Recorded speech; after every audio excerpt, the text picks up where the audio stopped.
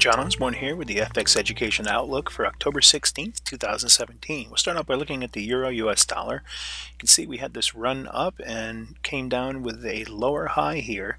We were initially moving higher on this trend, and once we got the lower high, that let us draw in a line which we're now coming down to retest yet again and bouncing down below it. After touching the previous support before, we saw a little bit of a pullback. We call this a mini downtrend.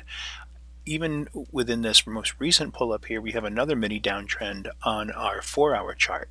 This is in this little space right in here, and you can see how we're starting to lose some of our strength here, and it's looking less likely that it's going to break higher. But we'll keep an eye on it, whether it's going to break through there and run towards the top or bounce back down again towards the support line. Right now it looks like it wants to bounce down again, so let's see what happens.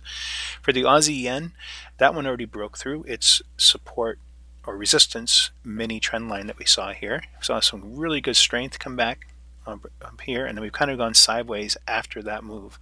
So we're kind of waiting here to see if it's going to continue to move higher up towards the 88.732, the previous swing high, or if it's going to just sit here in the middle and maybe wander down towards the bottom part. We'll have to see. We're still contending with the weekly support line that we see here on the lower chart. In the bearish markets, we have the euro yen sitting still on top of this support trend line at 131.697. But if you look closely, you can see that we had this bit of a mini uptrend line that we broke through pretty hard after retesting the previous mini trend line.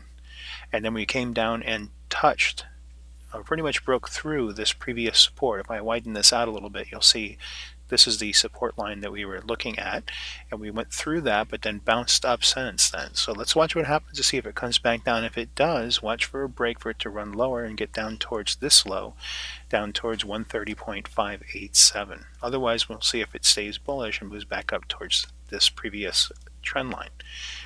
For the dollar loonie, this one has been just walking up towards this previous pivot of 1.26625, and right now we've got this beautiful mini uptrend line here that we can keep an eye on.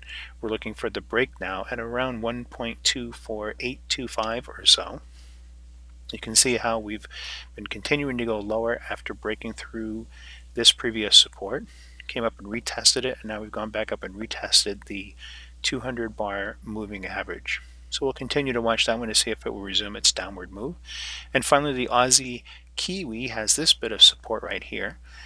We're coming down to touch this line, which would be at about 1.08463. But look at the long wick that we see here on both the daily and the 4-hour.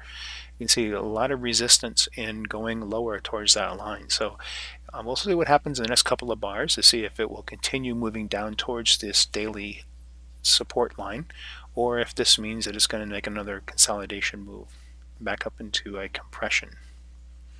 And that'll do it for today. And until next time, have a great rest of your day.